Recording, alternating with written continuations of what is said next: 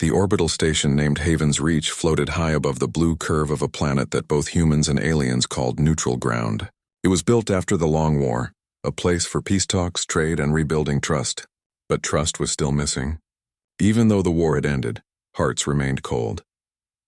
Inside the crowded dining hall, hundreds of travelers sat around metallic tables.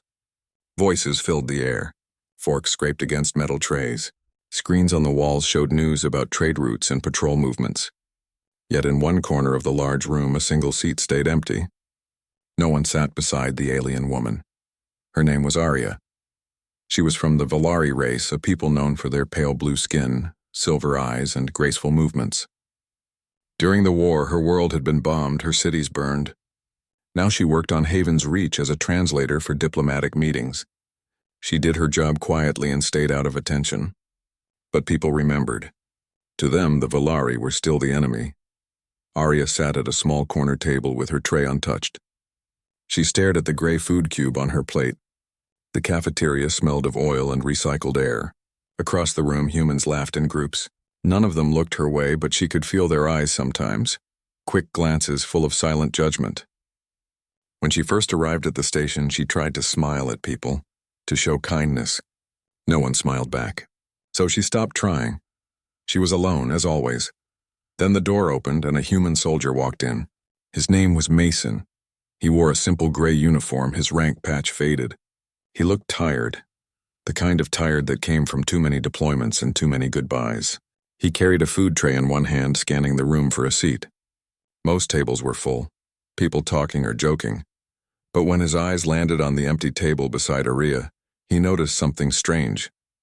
There were 4 empty chairs around her.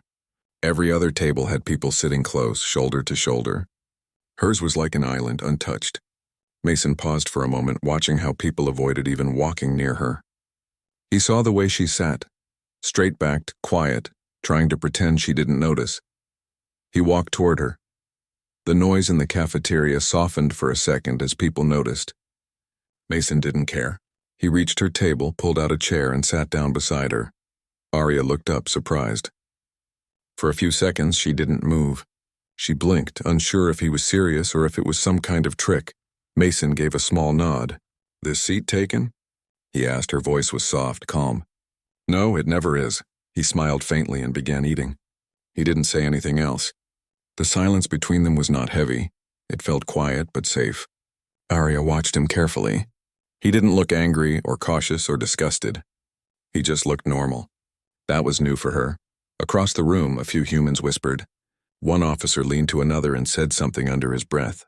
Mason ignored them. Arya noticed that too. After a while, Mason spoke again. "Food's terrible, isn't it?" Arya hesitated, then nodded slowly. "I can't taste half of it. It feels like eating sand." That made him laugh, a short, real laugh. "You get used to it after a few years," he said. She tilted her head slightly. "You sound like you've been here a long time." "Too long," he replied. "I was supposed to be transferred back to Earth months ago, but things keep coming up."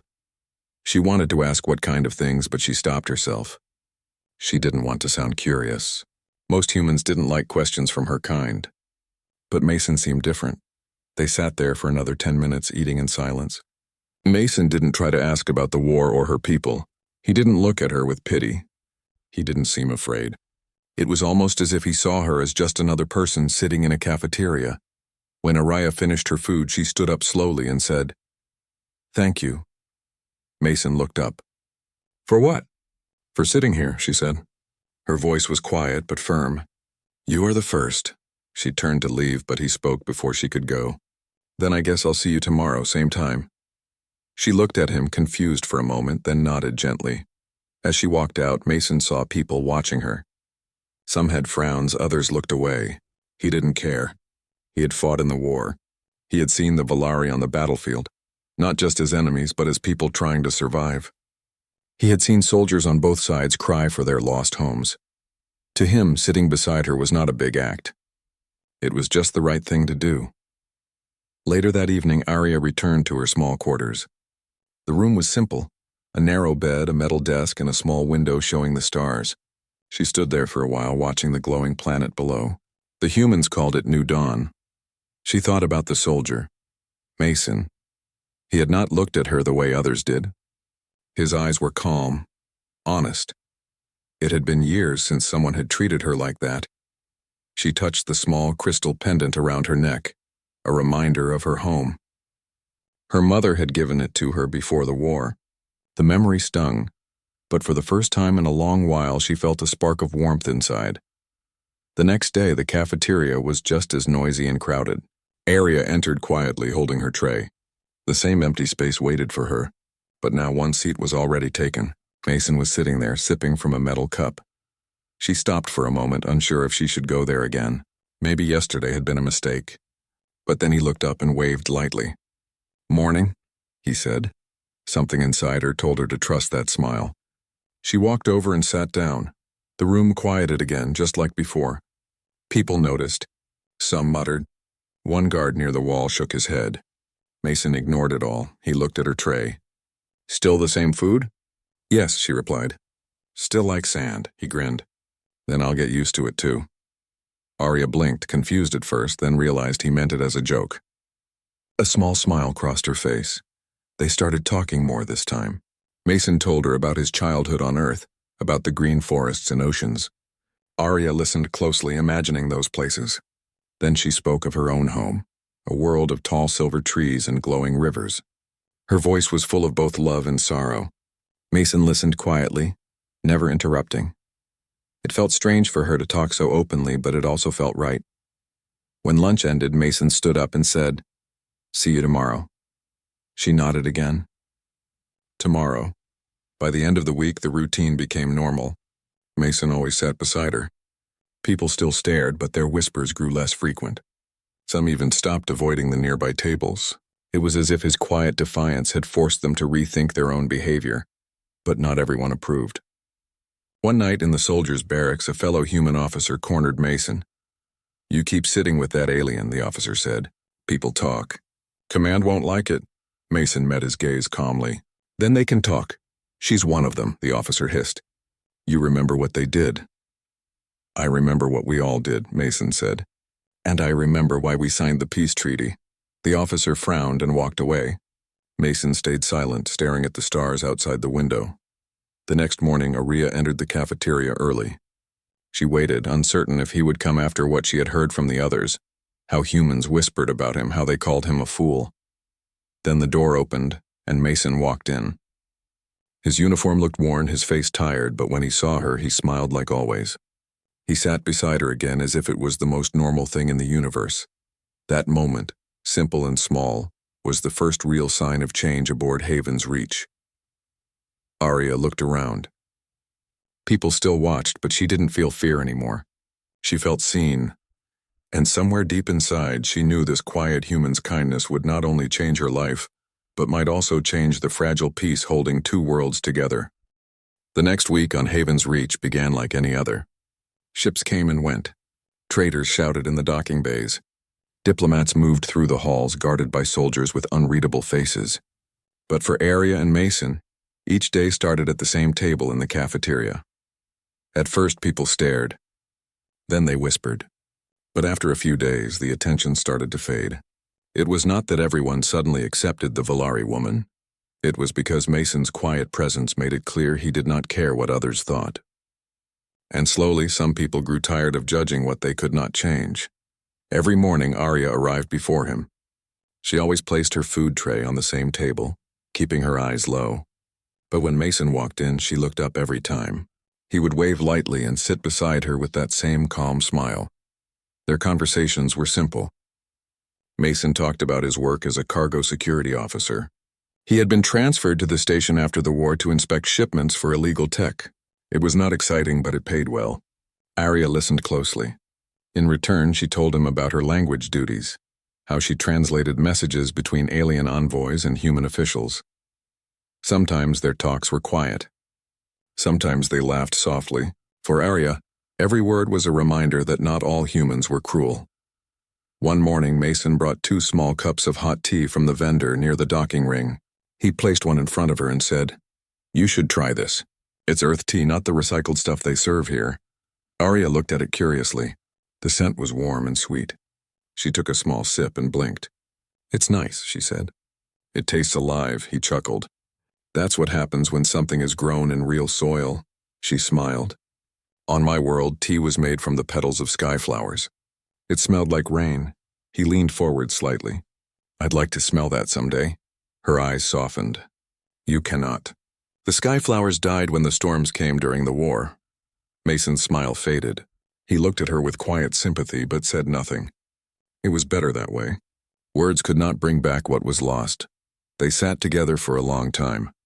Outside the window, small ships drifted past, glowing like fireflies against the blackness. Days turned into weeks. Their friendship grew slowly, quietly, like a small plant in harsh soil. Mason never asked questions about the war. He never treated her like an enemy. That made him different from anyone she had ever met since the peace agreement.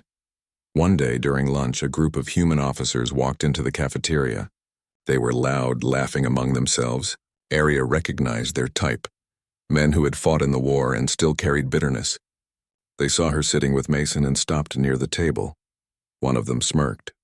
You've got an interesting choice of company, Mason. Mason didn't look up. He kept eating. Just having lunch, he said. The officer leaned on the table. With one of them? Arya froze. Her hands tightened around her cup. Mason finally looked at him, calm but sharp. She's got a name, the officer laughed. Sure, whatever her name is, she shouldn't be sitting here. There are places for her kind. The air went cold. The entire cafeteria quieted. Arya wanted to stand and leave, but Mason placed his hand flat on the table, not touching her, just a silent signal to stay calm. He looked at the officer again. She's done more for peace on this station than you have with all your shouting, he said. The officer's smile disappeared. Careful, soldier. You're talking to your superior. Then act like one, Mason replied. A few people nearby started whispering. Some even nodded in agreement. The officer looked around and saw he was losing face. He stepped back and muttered, You'll regret siding with them. Then he walked away. Mason exhaled slowly and went back to his food. Arya sat frozen, unsure what to say. After a few moments, she whispered, You didn't have to do that. Yes, I did, he said quietly. They were wrong. She looked down at her tray. You risked your position for me, he shrugged. Then it's worth risking. For the first time in years, Arya felt her heart lighten. That simple moment meant more than she could express. It was not just kindness, it was respect. Later that evening, Mason sat in his small quarters thinking about what had happened. The argument might cause problems for him, but he didn't care. He had seen too much hate during the war. He had lost friends because people refused to see others as more than enemies. He remembered something his old commander once said. Peace begins when someone stops pretending to hate. Maybe that was true. Maybe peace began with something as small as sitting beside a lonely alien in a cafeteria. He picked up his communicator and checked the next day's schedule. He had another long shift at the docking bay, checking ships from the Valari sector. He smiled faintly, realizing Arya had once told him she helped process communication requests from those same ships. The thought made him feel oddly connected to something larger than himself. That night, Arya couldn't sleep. She kept replaying the scene in her head, the way Mason had stood up for her without anger or hatred, just quiet strength. She looked at her reflection in the small metal mirror on her wall. Her silver eyes looked tired but alive. For a long time, she had believed humans would never see her as equal. Her people had been defeated, their colonies destroyed. Even though the war was over, Valari were still treated as reminders of pain. But Mason was different. He saw her as a person, not as a symbol of the past. And that, more than anything, gave her hope. The next day, when Mason entered the cafeteria, Arya was already there. She had something in her hand, a small folded piece of white cloth. When he sat down, she pushed it across the table. What's this? He asked. A gift, she said softly. Valari custom.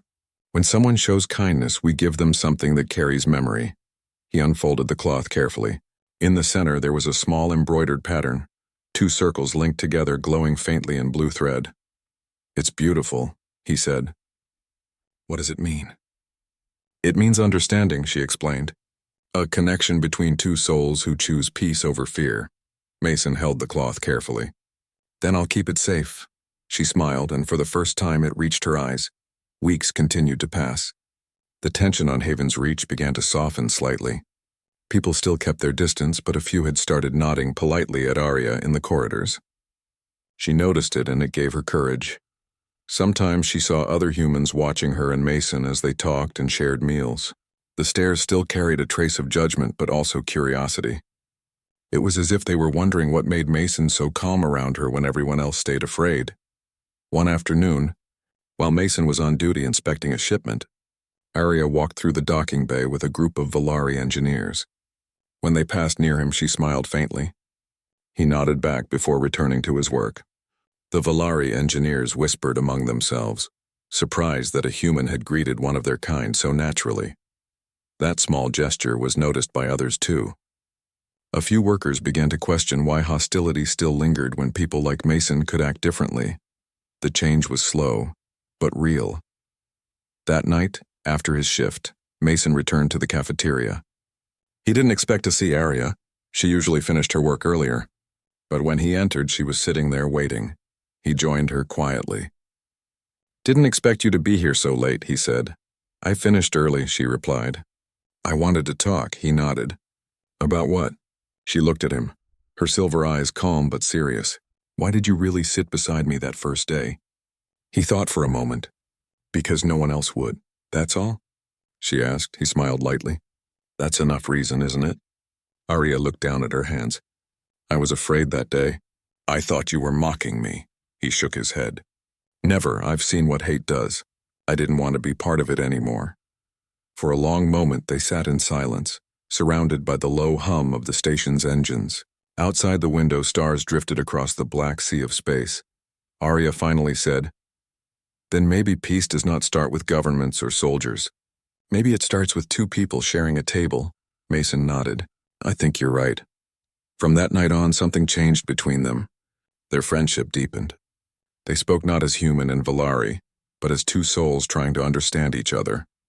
In the following days, Mason noticed that fewer people avoided their table. Some humans even began to sit nearby, pretending it was coincidence. Others greeted Arya politely, though awkwardly.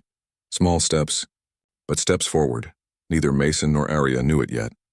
But their quiet friendship was slowly becoming a story that would spread through the station, a story whispered in corridors and mentioned in diplomatic halls. The story of one human who chose to sit beside an alien when no one else would, and the story of an alien woman who learned to trust again.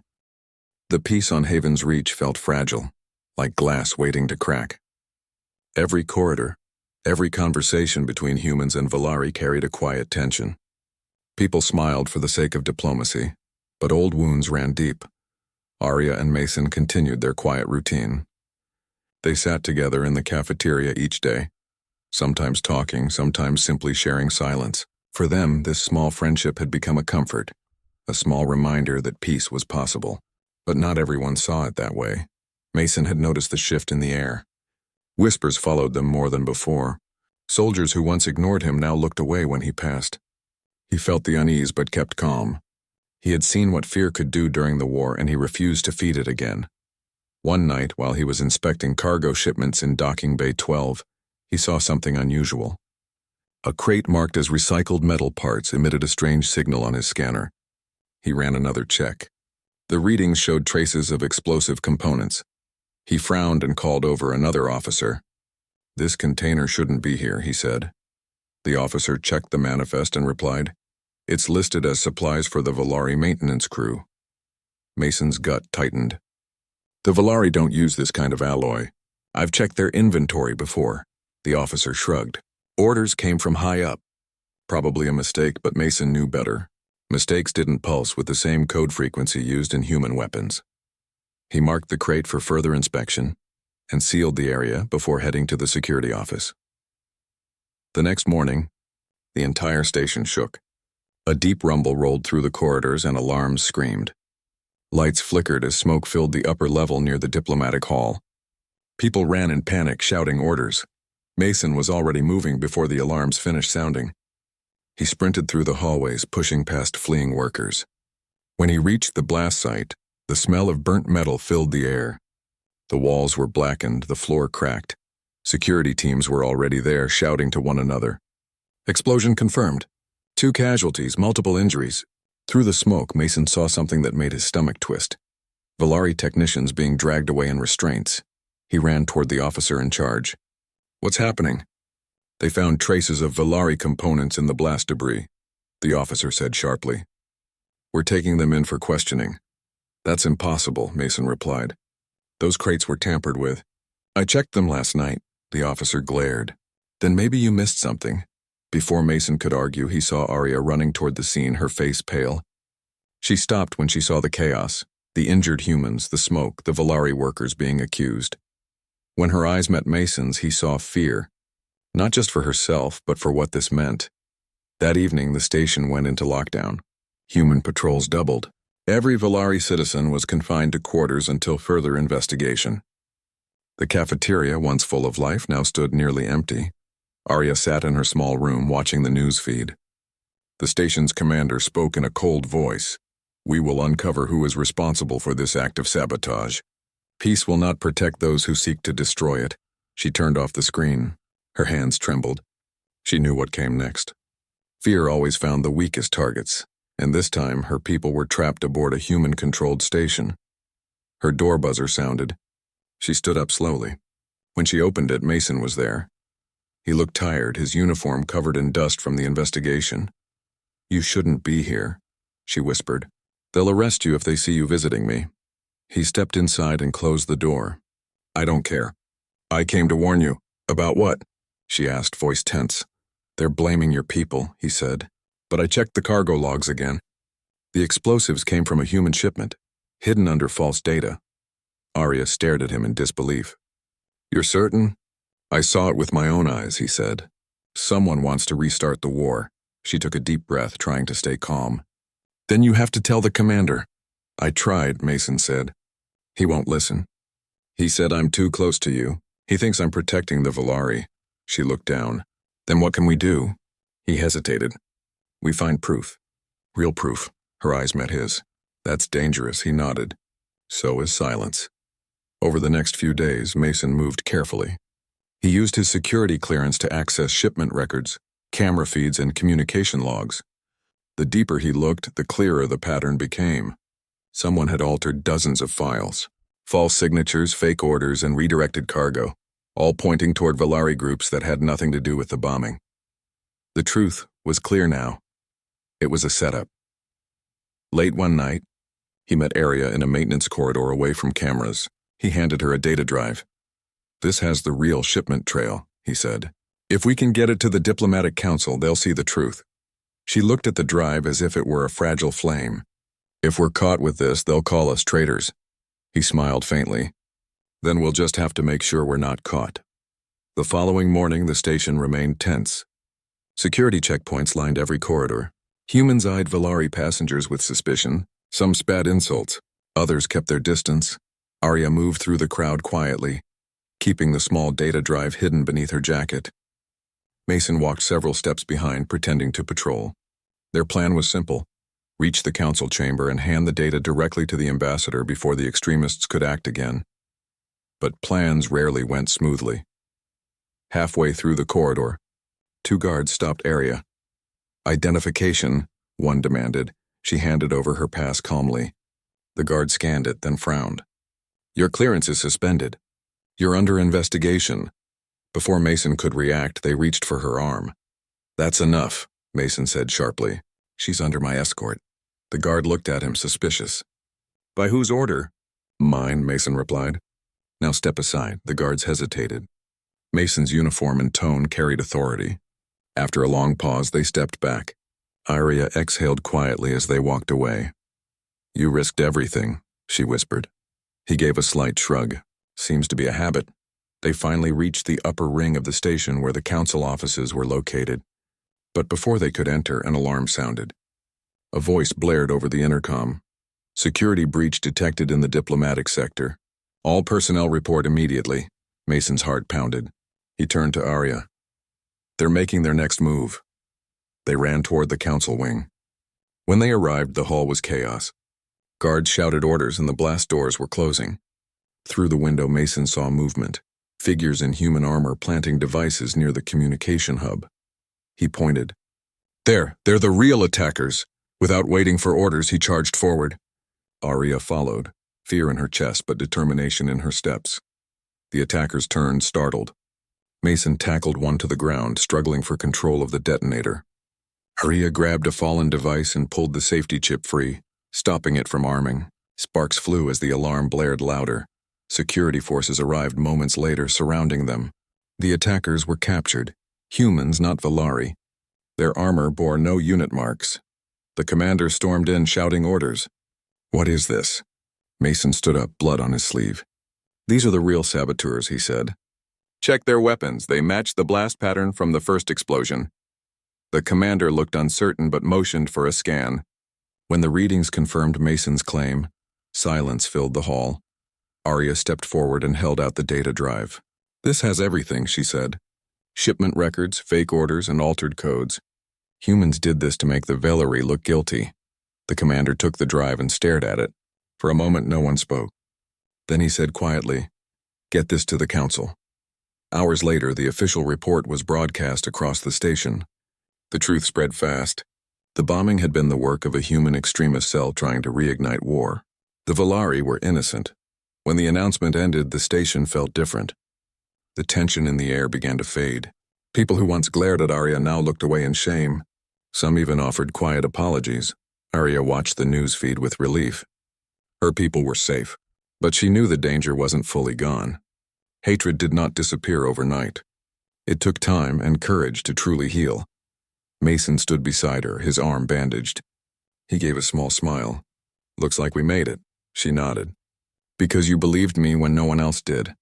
He looked out the window at the endless stars. Sometimes peace needs someone willing to sit down and stay sitting, even when everyone else walks away. Arya smiled softly. "Then maybe you were meant to sit beside me." For the first time since the war ended, she felt a sense of hope that felt real. The kind that did not come from treaties or orders, but from people choosing to do what was right. The next morning on Haven's Reach, the corridors were quieter than usual. News about the human extremists spread across every deck. The faces of those arrested appeared on every screen, and their plan was exposed to all. They had tried to destroy the fragile peace between humans and Valari. For the first time in many months, Arya walked through the station without being met with glares. People moved aside politely. Some even nodded in respect. It felt strange to her. She had spent years being ignored or feared, but now she could see a hint of understanding in people's eyes. Still, peace was not complete. Mason knew that. He stood at the security terminal reading reports about the extremists.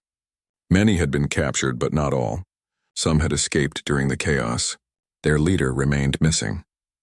Mason scrolled through the files, studying names and movements. There was one pattern he noticed. Several of the missing extremists had access to the power grid near the central reactor. His instincts told him the threat wasn't over. He left his post and went straight to Arya's office. She was reviewing diplomatic messages, trying to calm tensions between the two species. When she saw him at the door, she smiled slightly. "You should be resting," she said. "You're still injured." "I'll rest later," he replied. "We have a problem." Her smile faded. "What kind of problem?" He placed a data pad on her desk. "The leader of the extremist group is still on board. They might be planning something worse." Arya looked at the information. What could be worse than a bombing? Mason pointed at the schematic of the station. "If they damage the reactor, the whole station will fall from orbit. Thousands will die." Arya's eyes widened. "You think they will try that?" "I don't think," he said firmly. "I know," she stood quickly. "Then we have to stop them." He nodded. "But we can't go to command. They'll delay us with reports and approvals. We have to move quietly." Arya hesitated. "You mean go without orders?" He gave her a serious look. "If we wait, it might be too late." She took a deep breath. "Then I'm coming with you." He frowned. "It's dangerous. So is doing nothing," she said. "You said we're in this together." He looked at her for a long moment, then nodded. "All right, together." They moved through the service corridors of the station. The lights flickered as they descended deeper, away from the public decks. This part of Haven's Reach was quiet. Only engineers and maintenance crews came here. Arya carried a small portable scanner while Mason held his sidearm ready. The echo of their footsteps followed them as they approached the lower levels. She glanced at him. You think they're down here? He nodded. If I wanted to damage a reactor without being seen, this is where I'd start. They stopped at a heavy maintenance door marked Authorized Personnel Only. Mason used his code to unlock it. Inside was a long passage filled with pipes and humming power lines. The air was hot and smelled of metal. As they walked, Arya's scanner beeped softly. I'm picking up unusual energy readings ahead, she whispered. Mason slowed down and motioned for silence. He turned a corner and saw 3 figures working near the reactor's control panel. They wore engineering suits, but something about their movements felt wrong. He whispered, Those are not engineers. Arya peered over his shoulder. She could see one of the men holding a small device, connecting wires to the control board. Another watched a timer on his wrist display. Mason's heart raced. They're setting up another bomb. Arya's voice was barely a breath. What do we do? He glanced at her. We can't wait for help. If they activate it, the entire power core could overload. She nodded. Then we stop them. Mason moved first. He stepped out from behind the corner, aiming his weapon. Hands up! Step away from the controls! The men froze for a split second before one reached for his belt. Mason fired a stun shot, striking the man in the chest. He dropped instantly. The others ducked behind machinery, returning fire with small pulse weapons. Arya ducked low as energy bolts crackled against the walls. The noise echoed through the chamber. Mason moved forward carefully, keeping cover. Stay behind me! He called out. Arya crawled closer to a control station and began working on the terminal. I can shut down the power relay, she shouted. Do it, Mason replied, firing another stun shot toward the attackers. One went down, but the last man activated something on his wrist. The reactor alarms began to blare. A deep red light filled the room. A computerized voice said, Warning, reactor overload in progress. Evacuate immediately. Arya's fingers flew over the console.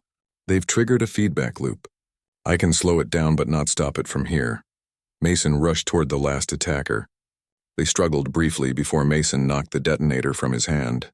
He slammed the man against the wall, trying to make him talk. How do we stop it? He demanded. The man only sneered. You can't, we'll all burn together. Mason shoved him aside and ran to Arya. Can you override it from the control chamber? She shook her head.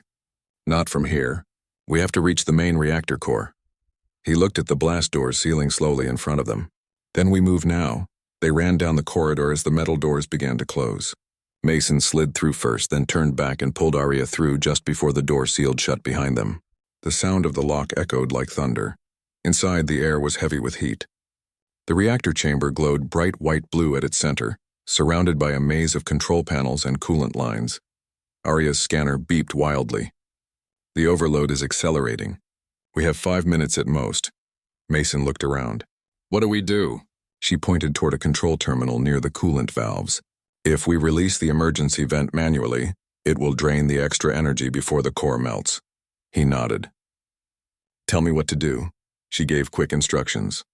Mason ran to the far side of the chamber while Arya accessed the primary console. Warning lights flashed everywhere. Arya worked fast, her fingers moving across the controls. Almost there, she called. Mason shouted back, Coolant valves ready. Release them on my mark. He took a deep breath and waited. The reactor's hum grew louder, shaking the floor beneath them. Arya hit the final command and shouted, Now! Mason slammed his hand down on the manual release. Steam burst through the pipes, filling the air with blinding mist. The roar of pressure drowned out every other sound. For a terrifying moment, the lights flickered and went out. Then the hum of the reactor slowly faded to a steady rhythm.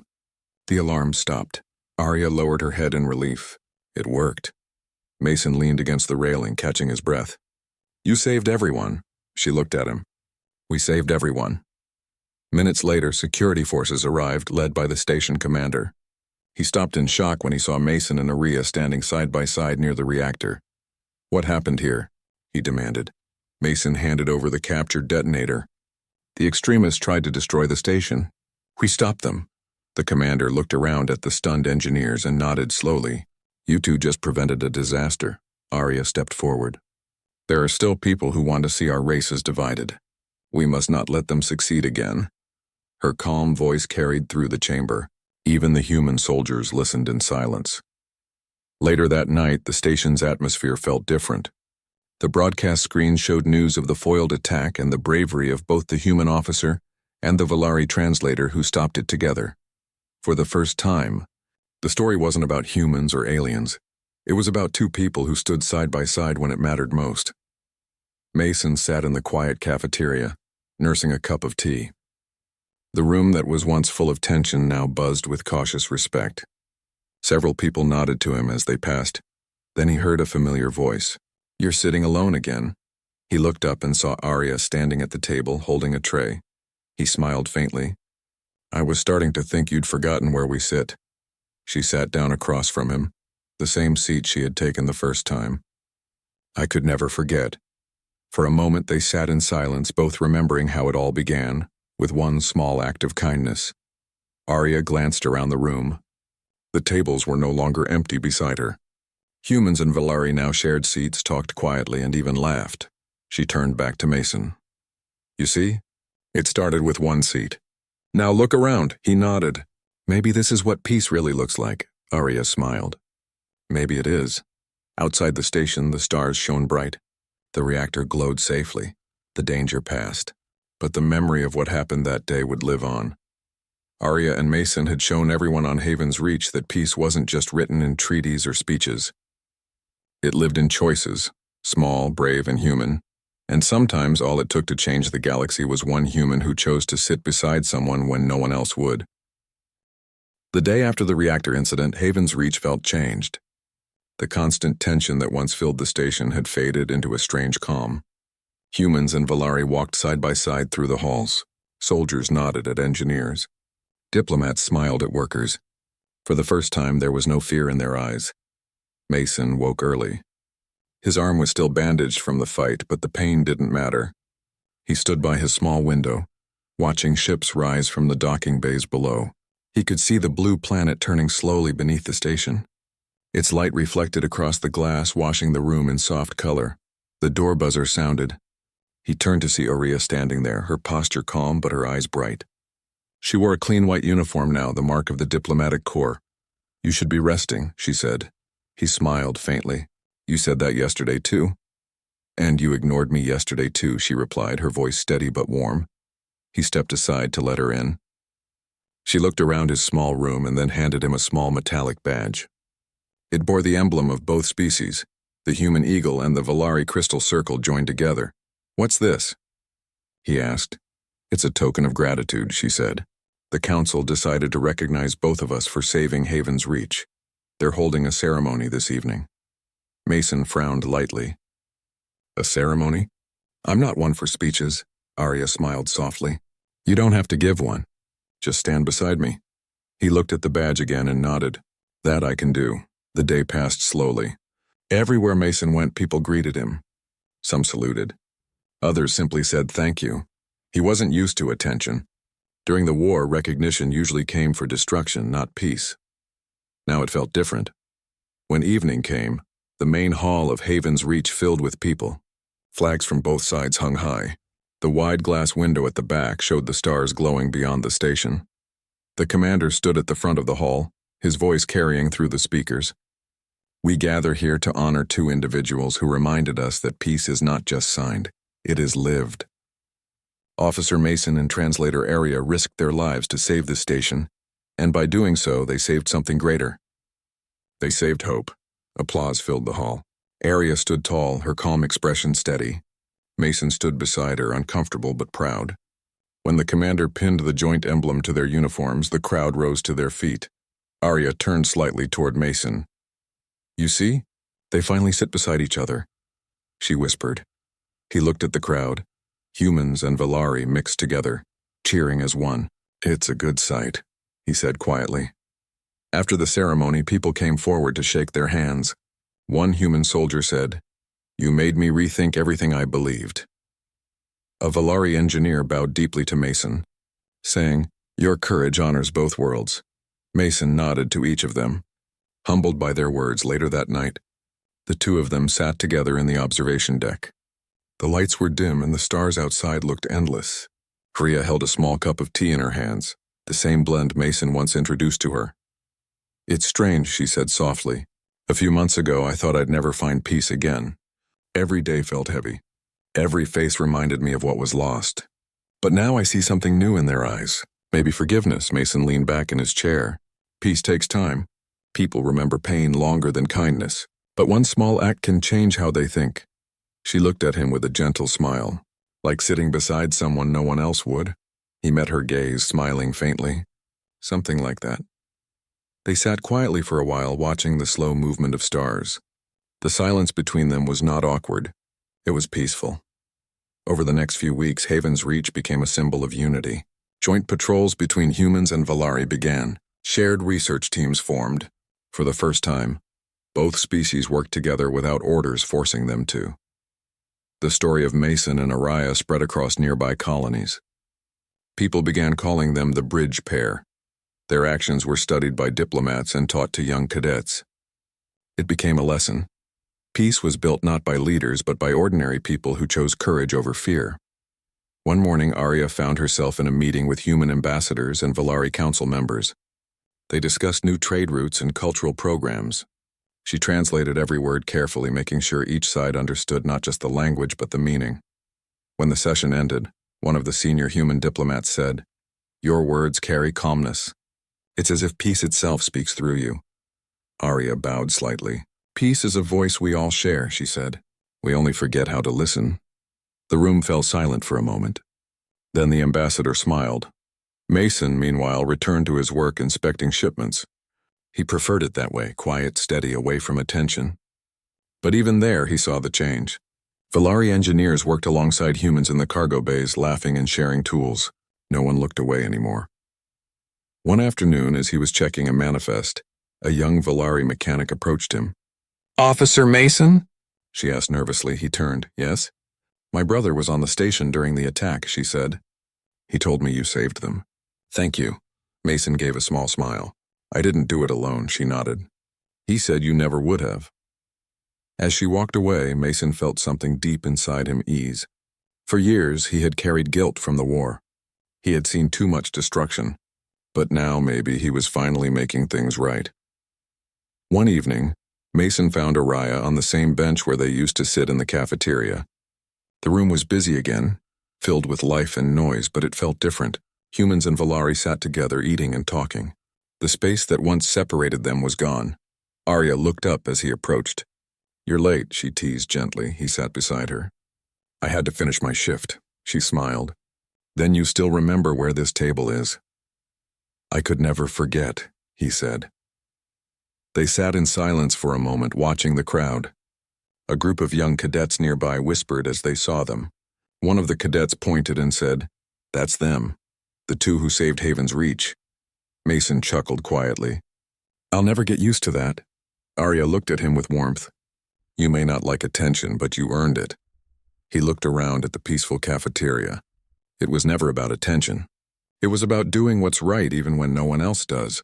She nodded. "And that is why you changed everything." Weeks turned into months. Haven's Reach grew into a model for other stations across the galaxy. Mixed crews, shared research, and cultural programs spread to new worlds. The story of Mason and Arya continued to travel farther than either of them imagined. One day, as they stood on the viewing deck, a message came through the station's announcement system. It was from the Earth Council and the Valari Assembly. They had agreed to build a new colony together, a world both races could call home. They named it Unity's Dawn. Arya turned to Mason, her eyes glimmering. "They did it. They're building it together." He smiled softly. "Looks like our small table started something big." She stepped closer to the window, her reflection merging with the stars beyond. "Maybe that's how peace always begins. Not with power, but with a choice." Mason nodded. "And it was your choice, too. You could have left, but you stayed." She looked at him gently. "I stayed because someone showed me what courage looks like." He smiled faintly. Then we taught each other. Months later, the first ships departed for Unity's Dawn. Mason and Araya stood among the crowd at the launch bay. Hundreds of people gathered, humans and Valari together, watching as the massive vessel drifted out of the dock. Children waved flags showing both emblems side by side. The sound of engines filled the air. For once, it didn't sound like war. It sounded like hope. Arya turned to Mason. When they write about this one day, what do you think they'll say? He looked at the stars.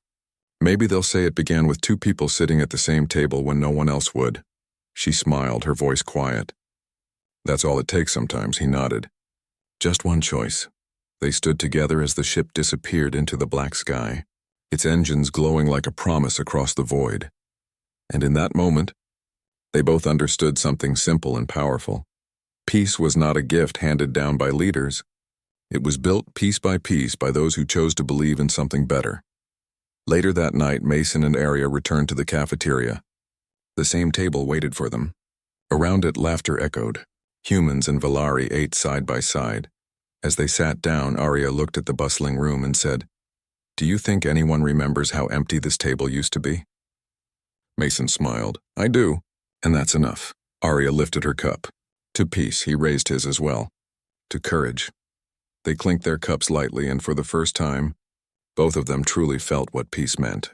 Not the end of war, but the beginning of understanding. Outside, Haven's Reach orbited silently above the glowing planet, carrying its story across the stars.